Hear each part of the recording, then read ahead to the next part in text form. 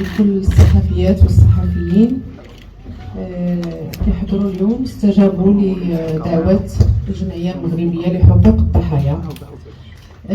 هذه الندوة الصحفية طبعا كما عودتكم الجمعية المغربية لحقوق الضحايا في إطار التواصل مع الرأي العام الوطني والدولي من خلالكم طبعا حول قضايا ضحايا الاعتداءات الجنسية بالمغرب. نبغي نخبر الحضور الكريم بأن الجمعية سبق لها نظمت ندوة صحفية بباريس يوم 22 من الشهر الماضي طبعا من أجل تسليط الضوء على مجموعة من القضايا، خاصة قضية جاك بوتي رجل الأعمال الفرنسي المتابع على خلفية اعتداءات جنسية ارتكبت ضد ضحايا بفرنسا وضحايا بالمغرب. طبعا اليوم الجمعية المغربية لحقوق الضحايا كترتئي أنها تواصل معكم من خلال هذه الندوة بمداخلات 3 مداخلات حول مجموعة من المواضيع والملفات التي تتعلق طبعا بواقع ضحايا الاعتداءات الجنسية، الواقعهم الاجتماعي، واقعهم خلال المحاكمات، الواقع النفسي والاجتماعي ونظرة المجتمع لهؤلاء الضحايا، المعاناة ديالهم خلال المراحل المحاكمة، بعد المحاكمة من تشهير ومن يعني سب وقذف ومس بالكرامة والإهانة إلى غير ذلك. المداخلات غتكون طبعا تقديم ديال رئيسة الجمعية المغربية لحقوق الضحايا، من بعد منه غنعرضوا لكم واحد الشريط ديال شهادات مجموعة من الضحايا ديال مجموعة من الملفات اللي يعني من خلال المعاناة ديالهم باش يوصلوها طبعا للرأي العام. كاين ملفات أخرى عديدة اللي وكبتها الجمعية المغربية لحقوق الضحايا واللي كلكم تابعتوا الملف ديال ضحية طفلة سناء من تيفلت، واللي اليوم هي راه في مصحة لأنها في وضعية نفسية خطيرة جدا من خلال المعاناة ديالها من يعني هذه الجرائم اللي ارتكبت في حقها، وفي نفس الوقت الضحية لا تجد حماية لا من المؤسسات المسؤولة ولا من أي متدخل يعني اللي يمكن يحمي ضحية الاعتداء الجنسي مع ما يترتب على الاعتداءات الجنسية النفسية والاجتماعية على الضحايا، لأنه ليس فقط المحاكمة اللي غتجبر ضرر الضحية ولكن خاص مواكبة نفسية، خاص مواكبة اجتماعية، خاص توفير ظروف الحماية. C'est des gens en fait qui vous poussent à faire des choses en dehors du professionnel.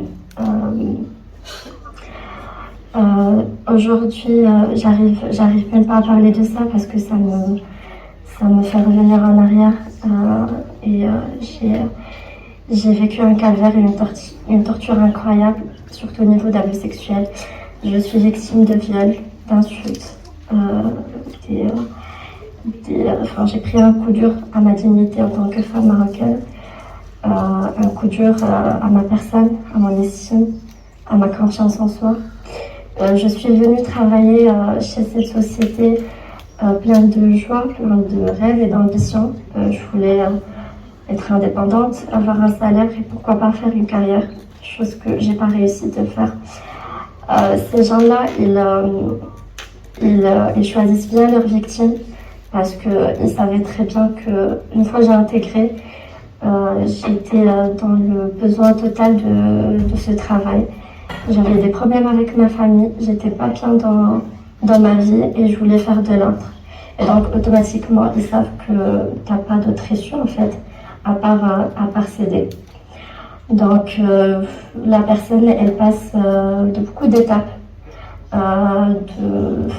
Du chantage, de l'harcèlement et après c'est l'abus. Ils profitent de toi, ils profitent de ta personne, de ta jeunesse et de tes ambitions.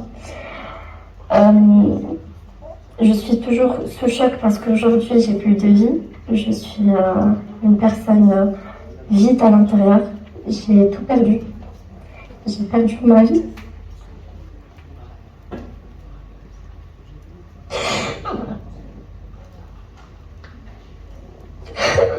J'ai perdu mes rêves. Je suis j'ai une phobie, j'arrive plus à travailler parce que j'ai peur de subir la même chose. Aujourd'hui, je suis toujours sous suivi psychiatrique, sachant que je suis une personne issue d'une bonne famille, j'ai fait des études et je demandais... Je viendrai tout à l'heure et j'en parlerai. Donc, pour la création de l'association, donc à l'occasion de ce dossier, on était un grand nombre d'avocats qui défendaient les victimes, parce qu'elles étaient nombreuses, les victimes. Ce n'était pas une ou deux victimes, elles étaient plus d'une dizaine de victimes. Donc on était un grand nombre d'avocats qui défendaient les victimes. Nous sommes tenus sur que l'accusé avait se côtoyé tous les droits, mais rien pour les victimes. Elles étaient livrées à elles-mêmes, elles n'avaient aucune protection, que ce soit au tribunal, dans le tribunal ou en dehors du tribunal, elles n'avaient aucune aide. Donc il n'y avait que ceux qui ont accepté de les défendre, qui les accompagnaient, qui essayaient de les aider. Donc il y avait beaucoup de souffrance et franchement, nous avons touché cette souffrance parce que elles étaient livrées à elles-mêmes. Donc on s'est dit, c'est à ce moment qu'on s'est dit, mais il faut faire quelque chose pour ces victimes. C'est vrai qu'il y a des associations de lutte contre les violences faites aux femmes, qu'il y a des associations très actives au Maroc sur les violences en général, mais la spécificité des violences sexuelles est très très très grave, parce que je ne dis pas qu'il y a une violence plus grave qu'une violence, mais on sait que la violence sexuelle, c'est la violence qui passe généralement sous silence. Toutes les violences passent sous silence, mais celle-là, elle passe surtout sous silence. Donc, on s'est mis comme objectif à l'association de créer une association, comme objectif d'abord d'encourager les gens à dénoncer, et ce qu'on est en train de faire.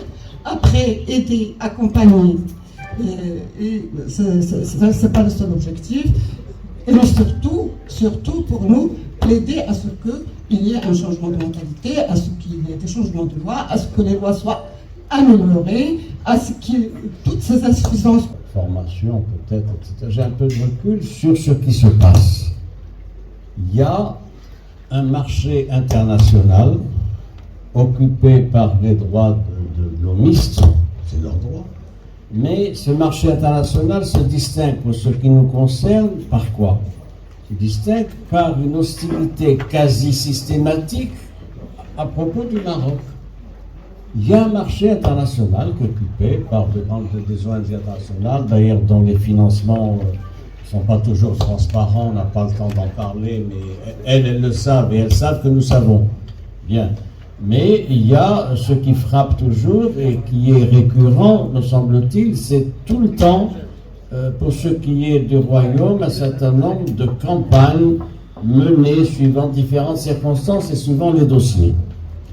Donc il y a un marché de l'hostilité, pour ce qui est de l'hostilité contre le Maroc, et c'est un marché qui fonctionne, qui est alimenté. Il est alimenté par quoi? Demain, ça sera un accident de voiture, là, pour l'océan, n'importe quoi, etc. Il est alimenté. C'est-à-dire, tout est prétexte pour faire rebondir la machine de l'hostilité qui fabrique tout le temps, donc, des anathèmes et des rapports négatifs pour ce qui est de la mort. Ça, c'est la première observation. La deuxième observation, je ne vais pas revenir sur les trois dossiers qui ont été évoqués par mes consoeurs ici, qui suivent ça mieux que moi et avec beaucoup d'obstination et de dévouement, je l'ai déjà dit. Mais les trois dossiers, ils sont communs sur un point et différents sur d'autres. Ils sont communs sur le fait que c'est des affaires intéressantes, des agressions contre les femmes, viol, traite, violence, etc. J'y reviens pas, ça a été évoqué longuement. Mais ils sont différents sur quoi? Ils sont différents sur le statut.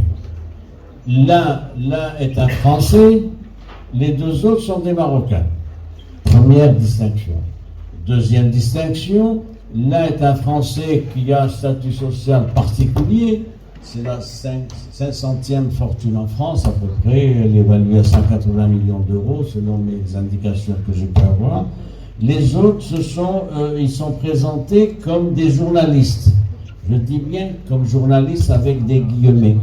Ils n'ont pas été